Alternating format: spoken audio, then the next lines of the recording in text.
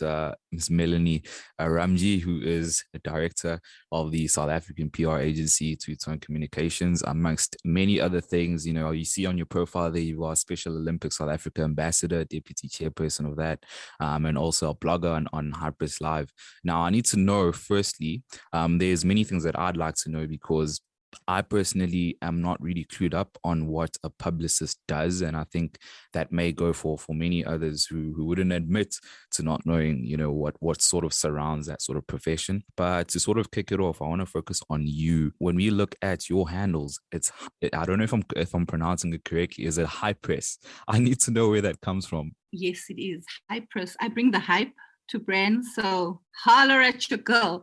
I guess it started a few years ago. I started a record label with my then boyfriend, who was a DJ. He was DJ Hype, and I was just like, you know, Hypress fits. I used to do his PR, and I used to hype him, so I was like always his hype woman or hype man. And then the name just stuck, and I just carried it out with the rest of my life. And it works when I sell it to clients, because they're like, Hypress, where does that come from? And I'm like, as I bring the hype to your brand. So it pretty much started out as a truth, because I was hyping my boyfriend, who was a DJ back in the day. You know, considering the fact that you carried the name through, you know, all the way, would you say it sort of has memories? Would you say you owe it to the boyfriend back then, or is it just now like, you know what, you sort of coined it, you know, back then, and the past is the past, and you've made it something completely unique now at this point? You know what, I think him choosing the name Hype was also, I was partly involved. We used to love this guy called Hype Williams, so yeah, I felt like I had a say in the name, but I think it's taken on a life of its own. And I think back then, when there was still Yahoo, and Yahoo was like the only thing, there was no Gmail or any of these other, you know, accounts, I opened a Hypress at yahoo.com. So yeah, it does bring back good memories, and how I pretty much found PR, because, well, actually PR found me. So does have good memories, definitely. I want to follow up on your mention there of a record label that you started up. I need to know if it's still going and how it was sort of starting a record label back then, because there's obviously a lot of controversy that goes around about record labels in South Africa right now. So would you say the climate was sort of similar to how it operates at the moment, and where is that record label today? So we were just young kids. My boyfriend's name was DJ Bionic, which became Hype, or which it was Hype and it became Bionic. So he's pretty much still known in the game, DJ Bionic. But I'm talking like 100 years ago. So we were just some young kids in high school. We used to have a few friends that were hip hop artists, graffiti artists, designers, graphic designers. And we were all just like young kids that were so hungry, and there was really no opportunity out there. So we created opportunity for ourselves. So he was a DJ who would play the music. I was very good at speaking and writing. So like I said, PR found me. I didn't even know what publicity or PR was.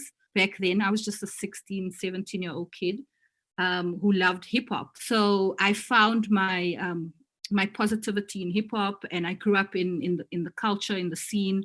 So hip hop was always like a positive offering for all of us. So we were just these young kids. We were 16, 17. We're like, let's create this record label and put out the music. So we were just, you know, trying to figure it out.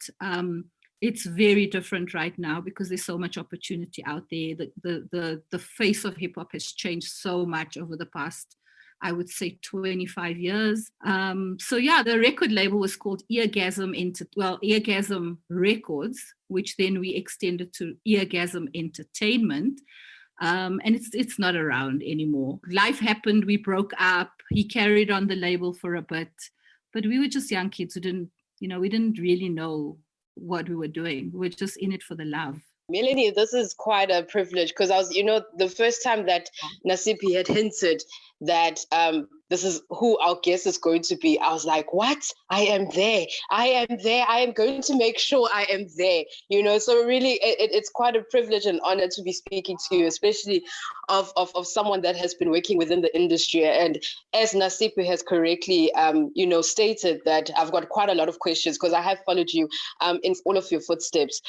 What I want to know from you is, how have you been able to maintain all the relationships that you have? Because you're you're quite a person that's well known, and it's never easy, dealing with people from all walks of life. So how have you been able to maintain the relationships that you have and made sure that you've made something good out of it? Because I know that within the PR world, as you've just mentioned now, alongside with you working within the PR industry, within the hip hop industry, it has changed so much, and the same can be said for PR. So how have you managed to maintain all your relationships? I maintain my authenticity with people. If I don't like you, I'm not going to fake it. And I think I was born in an era where we didn't have to fake it to make it. We were just kids trying to figure it out. So a lot of the major relationships I have now stemmed from young people who were around at the same time as me, who are now in positions of power, for instance, editors and commissioning editors and big deals in the industry that grew up alongside me or with me. So those relationships I've maintained. I think the newer ones are a little bit more tricky and harder to maintain because I'm not a youngster like you guys. I've been around for a long time. So it's about starting up those new relationships. So I think it is time consuming, but I love networking. So it never feels like work. I try and always check on people during COVID. And yeah, I spend a lot of my time maintaining relationships by calling, checking on people, messaging, WhatsApping, SMSing. Yeah, it's a process, but I've managed to do it successfully. And I think that's what keeps me, successful in what I do, or trying to be successful in everything I do.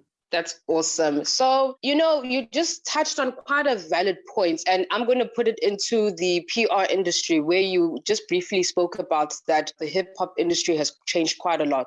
So we've experienced COVID, we're slowly getting out of it, even though it's still there, we're slowly getting out of it. But within the industry itself, it has changed so much.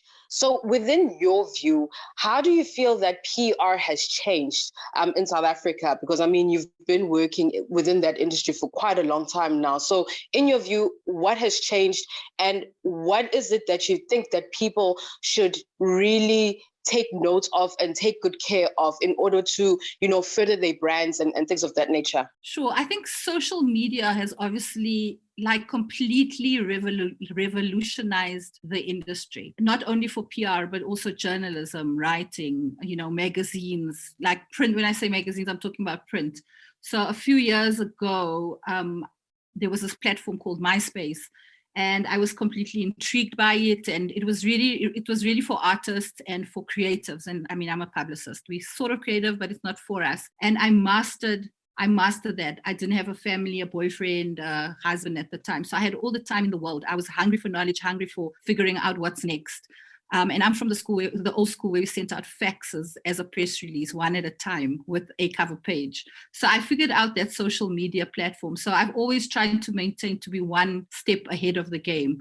But back to your question, social media has revolutionized the game. So young people don't per se need a publicist in the beginning. And it's what I tell a lot of young people who called me and say, Mal, I need a publicist. No, publicity is free. It's out there.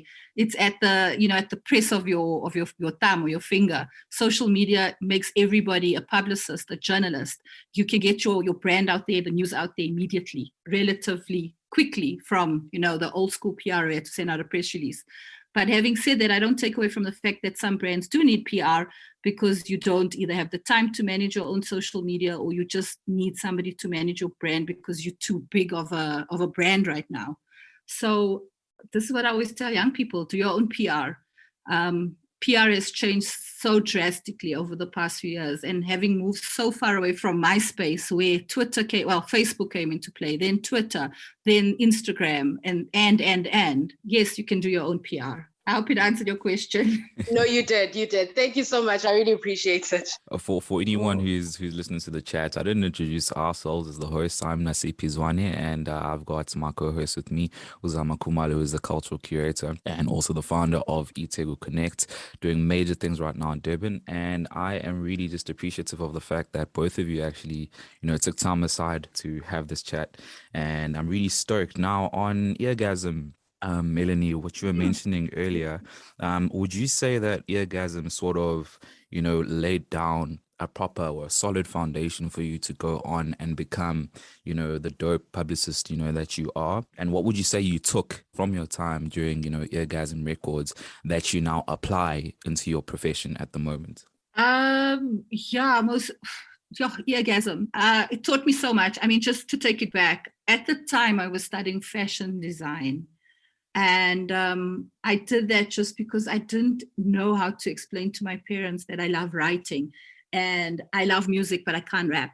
I love the culture, and this is what hip hop is. So my parents didn't get it. I myself didn't know what PR was at the time. So I was this young kid studying fashion design, but on the weekend running a nightclub with my boyfriend and trying to figure out how we're going to put this music out.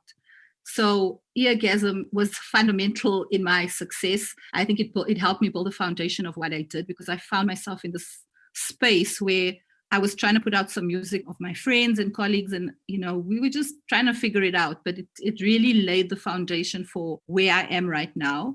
I think what I do carry from what I learned at Eargasm now is, I don't know, my basic skills. Pursue your passion and your drive and your love early on, and you'll never work a day in your life. Sure, that is a very beautiful explanation. I like how you explained it there. And obviously later on, then you then became, the director of Tutone Communications. Now I need to know where that sort of started from. How did that actually come about that you end up becoming the director of Tutone? So sad fact, but the boyfriend and I at the time then broke up. I mean, he's a DJ, it was to be expected. But we grew in different directions. I went back into, I went into corporate life, and I started working for a corporate company. I did some work in the community, something that was my second passion, which always comes back and knocks at my door. But I worked for an agency, and we did all the Love Life programs in the country. For those of you who don't know, Love Life was an organization that taught positive lifestyle and positive living to young people to ensure that ultimately they don't get HIV. And this was many, many, many moons ago. And I found myself in that space, and I loved what I was doing there. But entertainment was always in the back of my mind. So it called me back, and I was headhunted by an agency. And I started working on brands like the Zama Awards, the South African Music Awards, and quite a few African Music Awards. And I love that. But all the time I was doing that, I was being encouraged by my friends and family that, Mel, you should really just start your own thing. And I think 2010 gave all of us the opportunity, or anybody who was young at the time, an opportunity to say, let me try do this on my own. There's so much opportunity in this country.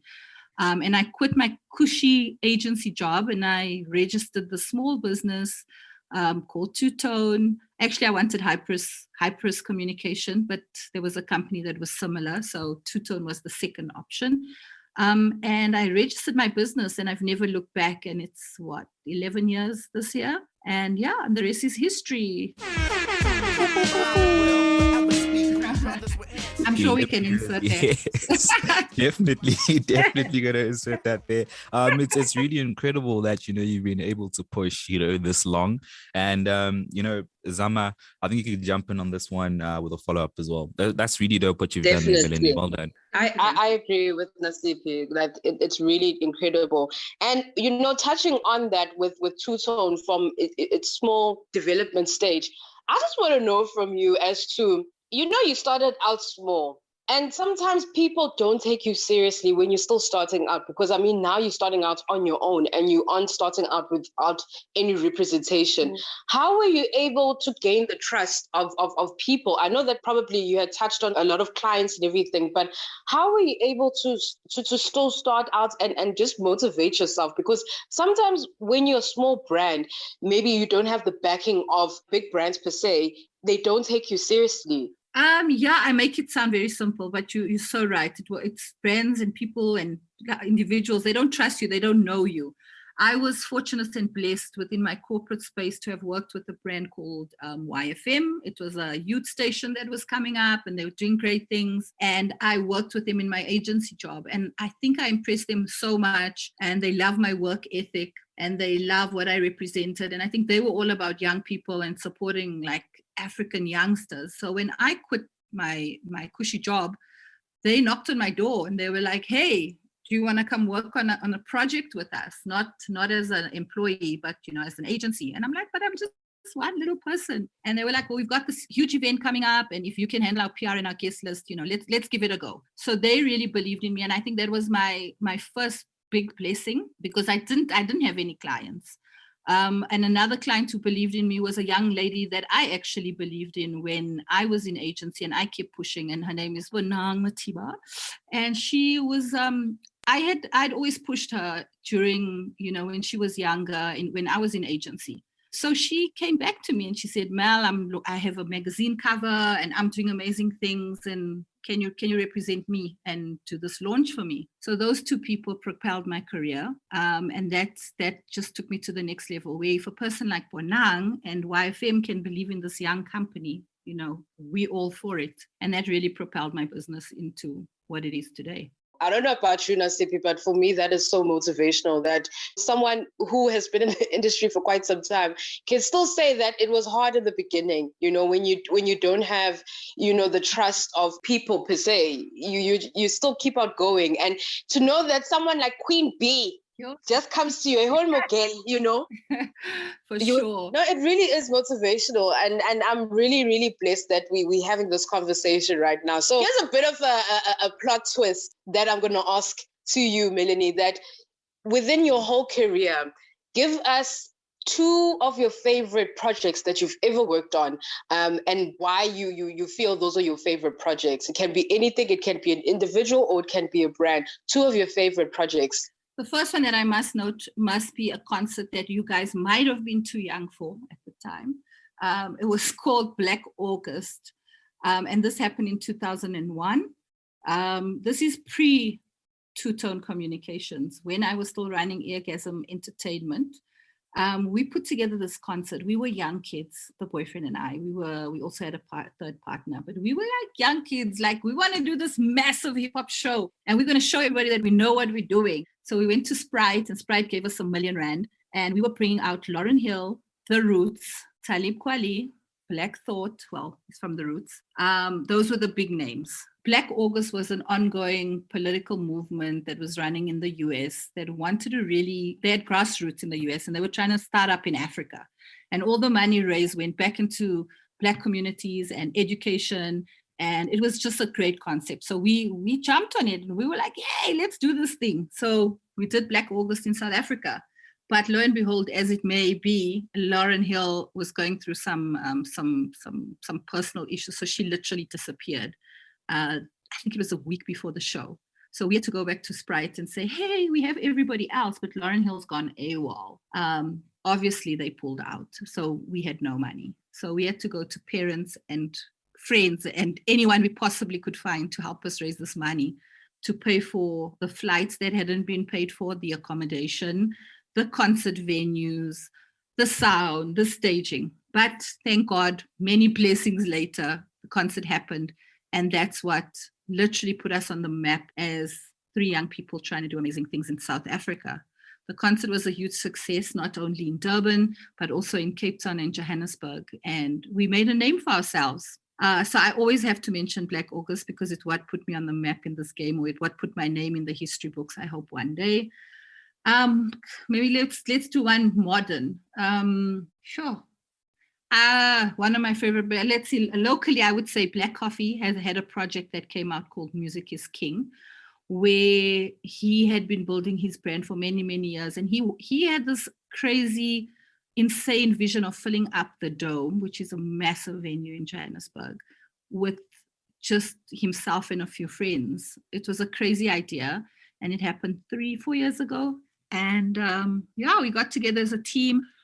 His company approached some of us to come on as suppliers. I was going to do the PR. I thought it was an insane idea, but we did it. It was a really life-changing, history-making project. We filled up the Dome, and it was insane. And then obviously COVID happened, so we couldn't do it again. But it's one of the best projects I've worked on, just because it was so different and was thinking outside the box and taking a risk and doing something completely local and filling up the Dome. It wasn't really heard of, and we made it happen. Now, this is just really, really interesting. Now, with Black August, how were you able to get the international guest? Was it through Sprite or you had your own connections? Because I know sometimes with international guests, it takes quite a while for them to even notice overseas people. And especially if maybe you're starting out or you're not that well known, it's not really that easy. How were you able to get the international guest? So it was slightly different in those days because I think people were just hungry to come to Africa, the motherland. So it wasn't really us who dealt with the artists, but it was more the platform. So Black August was already a movement that was happening in the US. They would already have concerts and festivals. So the organizers were trying to pretty much sell this template to South Africa. So for that year in New York, they would have the show with Lauryn Hill, Black Thought, Talib Kweli, The Roots. They already had their lineup. So once that happened in the US, then they would sell that template to different promoters in Africa. And at the time, Nigeria, Kenya, Congo, none of those countries were really doing much. So SA was pretty much the leader on the continent doing festivals and concerts and, international stuff. So we picked it up and we were young kids, but I think because we had a bit of a profile having brought smaller artists, because Eargasm had started bringing smaller artists. So we had already brought Dead Prez the year before. We had already brought Barbito Garcia. We have brought What, you guys might know her as Tidi Ibrahim now, but she was named What at the time. So we had brought smaller artists like previously. So we kind of had a repertoire, in the scene. So when we reached out to them, they were like, yay, let's go. But they trusted us because they were eager to come out to the motherland. And we had the R1 million Sprite backing. Wow. The theme that I'm getting here is that, you must just take that risk and go forth and conquer because, wow, I didn't even know that Dead Prez actually came to South Africa. That's really incredible. So, Melanie, I'm gaining a lot of gems from you right now.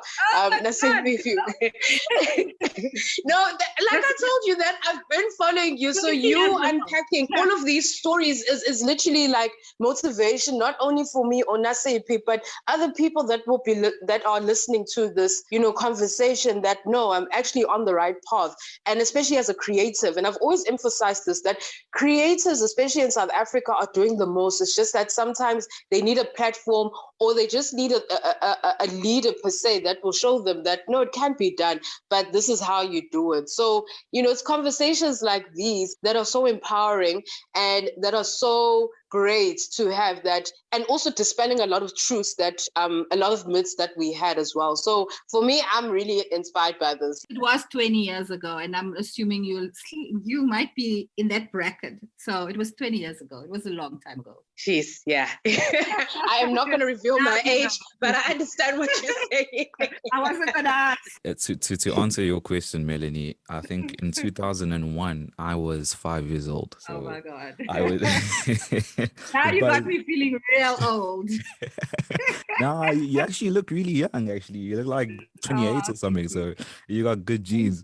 When you say, all the things that you're talking about, Melanie, I'm echoing what, Zama was saying, in that this is so inspiring and motivating. The fact that you guys, you were kids firstly, and, you guys had these big ambitions and you were able to pull something of this magnitude off. And I'm just even looking at, with the Black Coffee sort of show, what does it actually take to pull off an event of that magnitude besides money? Obviously, money is going to be involved. You did mention the $1 million that was given to you guys by Sprite.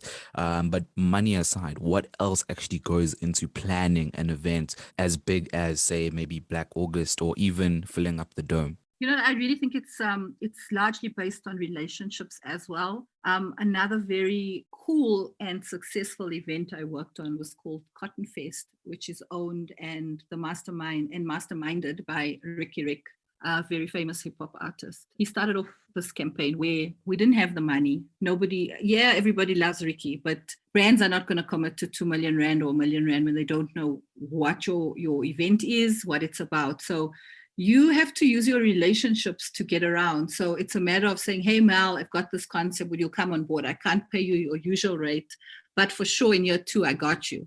And I think that's maybe a template that we can use as a case study, because Ricky then went to a lot of his friends and said, listen, I've got this great idea. It's for the culture. Can you jump on board with me? And hell yeah, like we had 100 artists who jumped on board. Nobody was paid. Everybody did it for either free or a minimal cost. And it was a major success, not just for him and the team that worked on it, but the entire culture. For young people, I think what it did for me personally was hip hop, I was raised in the hip hop culture, and this thing for me, the impact it had on young people to put them in a safe space in hip hop, it made it all worthwhile for me. So back to the question, relationships, very, very important. I think your reputation is also very important when it comes to finding sponsors and for people to believe in you.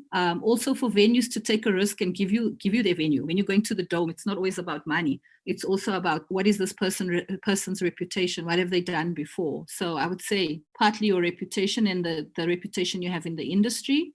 If that fails, obviously money can buy anything. But those two things are quite important. Because I'm not on the eventing side, I'm sure there's a lot more other things that are very important. But those are two key things for me. You mentioned the dynamics being different 20 years ago. I understand, with the concept that you've just basically explained now, working, in the current time that we're living in 2021, and that, the reputation is there. You've been going for a very long time. The finances are there, relationships are there. What about 20 years back? I mean, you did mention, obviously, Sprite, the 1 million, and obviously over in the States, them wanting to bring, Black August to the motherland. But looking at the reputation side of things, how are you able to pull that off, just with Eargasm not really being as prolific as, say, Tutone? So I think prior to Eargasm coming up and, starting to be founded and established, there was individuals that had put this together. So before Eargasm, there was a DJ who ran a nightclub. There was a lady who ran the door. So we had slightly built our reputation, and we started putting small events together. So we had started building our reputation. So it comes back to relationships and your how people trust you and the reputation that you've built for yourself. So when I think Eargasm came about, we were already two young kids that were in the industry for a few years. So it wasn't just something that we had come up with. So a lot of people believed in us. And I think our peers, they were very fundamental in getting the business off the ground, because here we didn't have to convince an artist to sign up with us. There was an artist that the labels weren't looking at, that they weren't interested. They've been shopping at all the major labels in the country, but they weren't willing to take the risk. And when I say that, I'm talking Mischief, Specs. There were young, talented hip hop artists that, the major labels weren't looking at. Hip hop wasn't a thing 25 years ago. And here was a label called Eargasm that was willing to give you a shot. We were at the beginning of it all. So everybody believed in everybody. And I think there wasn't that much opportunity. So we all supported each other and we all jumped on it. There was no beef in those days. Everybody was trying to support the next guy to get ahead. That is very beautiful. And you mentioned some really big names there. I remember as a kid always seeing, Mischief, who I think has passed away as well. These are very big things that you guys were doing all the way back then, Melanie. This is why we've constantly been starstruck, just chatting to you right now. Listen, we were sitting in the office when Loction Culture was starting out then. And we had the graphic designer was in our office, and he was like, guys, I need to come up with this logo for Loction Culture. And we were like, let's all sit and come up with this thing. And we sat in the backyard at our office, which was my mom's house, picking mulberries off the tree, coming up with this logo. Loction Culture is a legendary, urban youth brand that was around for many, many years, still around. But we were there at the beginning. So yeah, here we are years later. Before I pass on to Zama, I just want to know, with all the things that you've achieved, how have you sort of managed to sort of not get lost in all the Hypress, not get lost in all the hype, and not get lost in all the lights and all the, the artists that you get to work with, because they're very big artists, right? So how do you manage to sort of just, keep a level head? Yeah, I mean, you know what? I think all the people that are massive stars right now I'm not gaga over. I was young, growing up, I probably would act gaga and I didn't have access to those people. So the truth of the matter is I've been in this so long that nothing phases me. I think if I did see a legendary person like Sade, I would probably have a heart attack and die. But yeah, I just think I've been doing it so long that nothing phases me. I think also I've got the pictures with all the people I love, and I've had the groupie moments or the moments. But also on the other side, I think that the thing that keeps me grounded in a way is my family, my kids, just real life. Because the reality is you have to come home and be a normal person at the end of the day. Your child doesn't know that you might be the successful, businesswoman or you're a powerful PR person out in the streets or in corporate. So you come home to your child who just sees you as everybody else. So I think family keeps me grounded. I think being in Johannesburg, and I'm also from Durban, so hi homies. But I think keeping caught up in the streets of Jozi is so easy. But I really think I was grounded in the beginning, and that's what kept me grounded throughout. And if not, my mom is calling me, and she's gonna give me a hot clap. Geez, Melanie, you actually brought up such a valid conversation starter, actually, with regards to you actually being from Durban. Did you feel that you going to Johannesburg helped you immensely? Or was it a case of, you know what, let me just go and see what is out there in Johannesburg and everything like that? Because, I mean, there's always that notion of Johannesburg is the best thing to happen for people, especially that are not from Johannesburg. So there's always been that thing that if you're from Durban and you're in Johannesburg, life is going to actually automatically happen for you and everything like that. How was it in your case? I came here very young, so I think I'd have to give that question to my parents, but they came out here to find the gold in Igoli. So we moved back when I was almost a teenager, but I think Joburg called us back because there was this illusion of the lights and the better life, and it's completely a lie. It's not true. And maybe this is the capital of corruption, but my family did move back to Joburg when I just in my early teens. So I don't know the difference, but what I do know is I love going back to Durban. I love having Durban clients because it's just so relaxed. It's so much easier to deal with. There's just a lot less stress and pressure than Joburg. And I think Joburg can be very plastic, where I find Durban to be a lot less plastic and more real. And I think people are just more calm. The air out there is just better and healthier and less polluted. So we think clearer.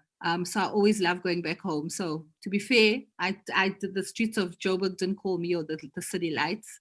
It called my parents. I can't say I'm really thankful because I believe I could have made a similar career in Durban. It was always my calling to be where I am right now. You touched on another valid point where I had earlier asked that, in your view, what has changed within the PR world? So also alongside that question, what do you feel is needed within the industry that you're in? So for instance, people may be speaking on the history of creatives, which is something that I do, and also Nasiphi does in a way as well, and making more documentaries, for instance, within the creative industry, because we don't have exactly like documentaries talking about maybe electro music, like house music, how it started in South Africa, for instance, just as an example.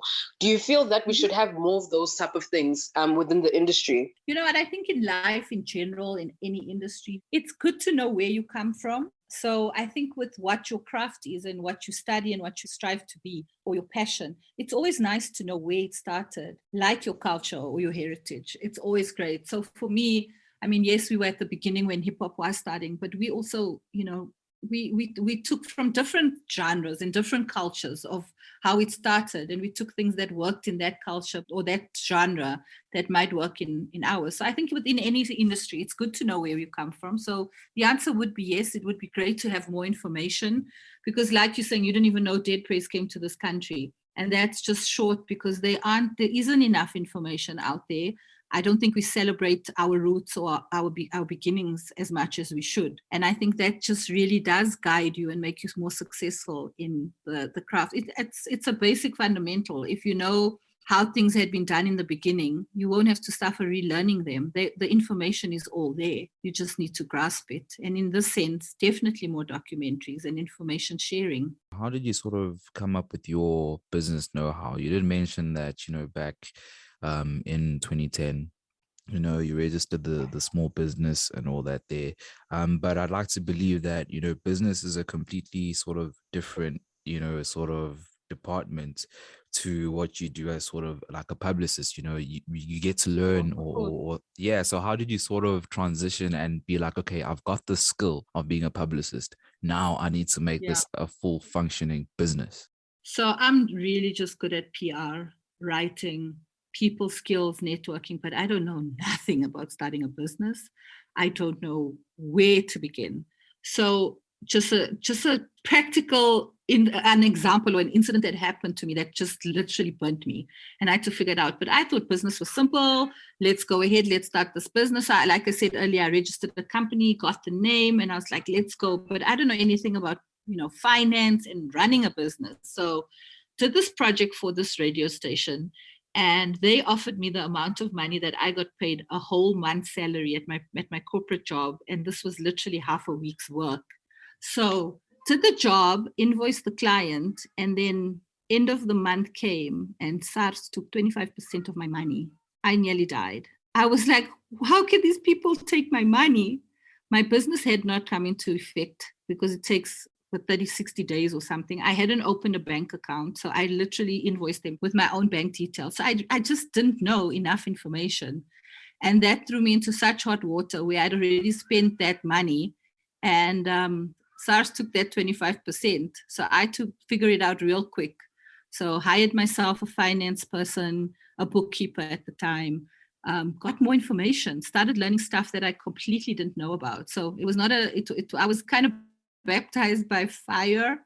And that was a learning I had to learn, because I might be really good at PR, but business, I didn't really have that acumen right up front in the beginning. It's such a beautiful story, I mean, as difficult as it was, in the initial stages, you had to go through that baptism by fire in order to be where you are today. Oh, so yeah.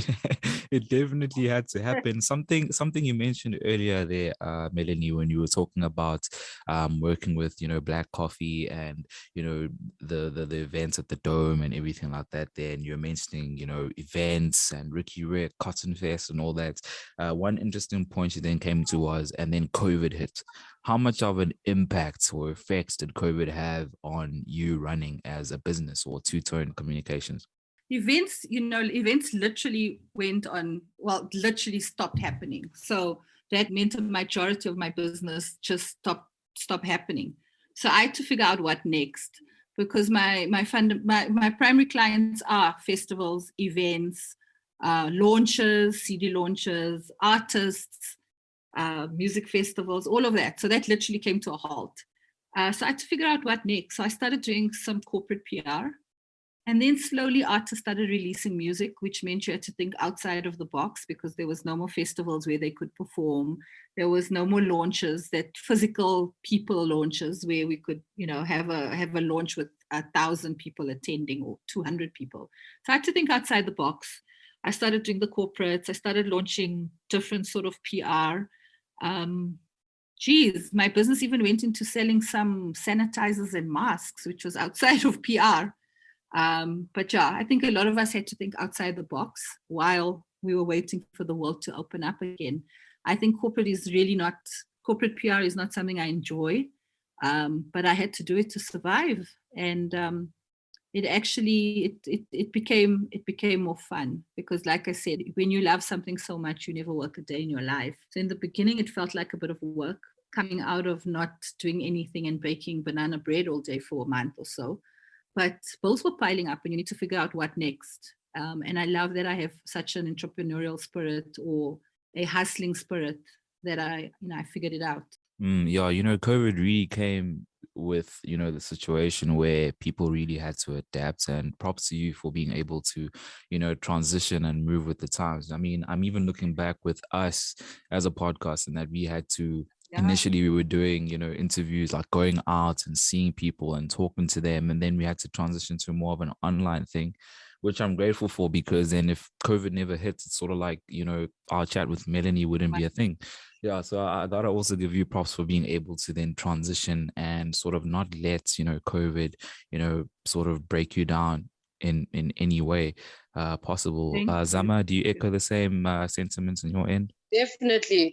I feel that COVID also gave a chance to those that didn't have a voice to actually have a voice, and what I mean by that is that you got a lot of platforms, myself included, whereby we were just like, no, you know what, let's just go through it and just, see where we can go from it. And Ithekuconnect, for instance, has been in its first year of existence. We only recently celebrated our first year, and this was something that's just based just online, where we're interviewing people I never even thought that I would be able to interview, but it's really good that it gave people the courage to actually go after their dreams, For sure. So alongside that, one thing I've actually noticed about you, Melanie, is that you also like branching out onto other things. And by that, I mean the Feather Awards is in its 13 years of existence. So with the Feather Awards, why did you feel that it was something that was needed? I mean, the LGBTI community is always having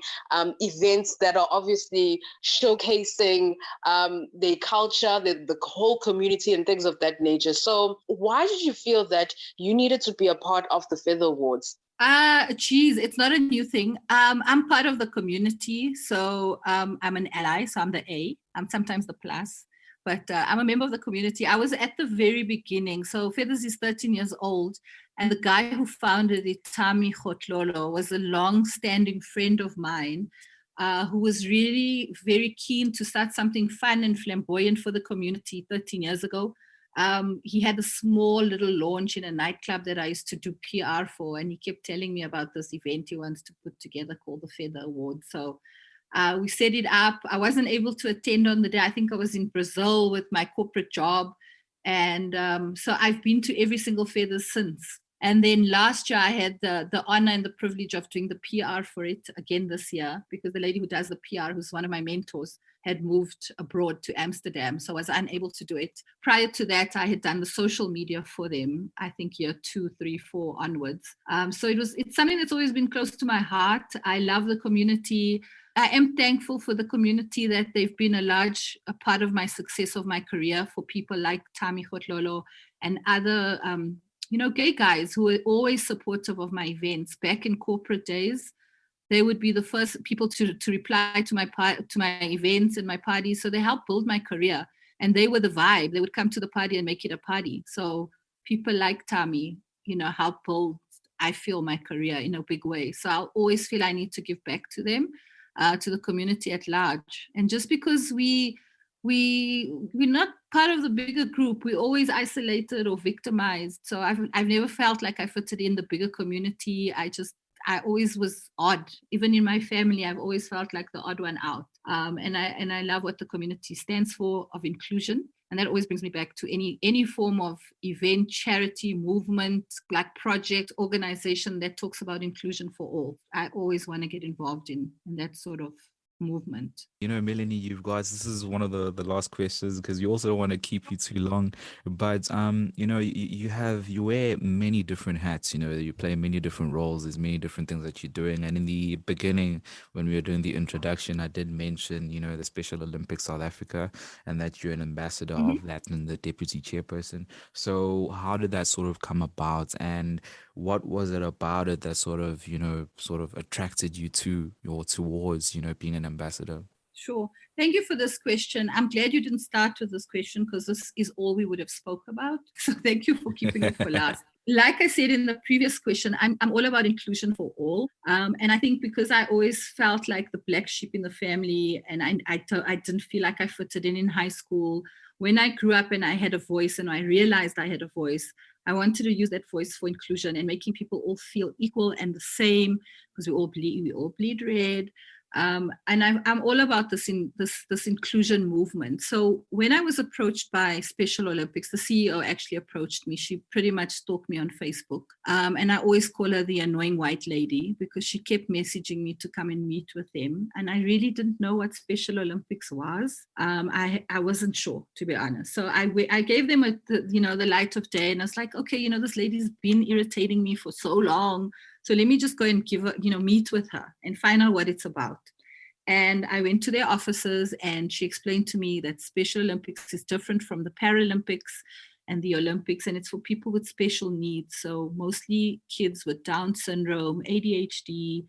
At the time, I had a 3-year-old son, and I could imagine, I couldn't imagine raising a child. Raising a kid is so hard enough.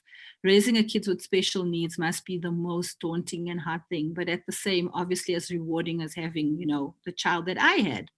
So I was like, I really am intrigued about what you guys stand for, and I want to get involved. So I started doing some work with them and meeting some of the kids and the athletes and the people in the movement. And it really spoke to my heart. And it's an organization that might not necessarily speak to everybody, because it is very emotional to be involved with people with special needs. But like us, they're just human, they bleed red. We all the same. So it was an organization that spoke to my heart. And you guys asked earlier on what keeps me grounded. And it's this sort of work that reminds you that we're all the same. So I've been working with them now for, I think it's 5-6 years.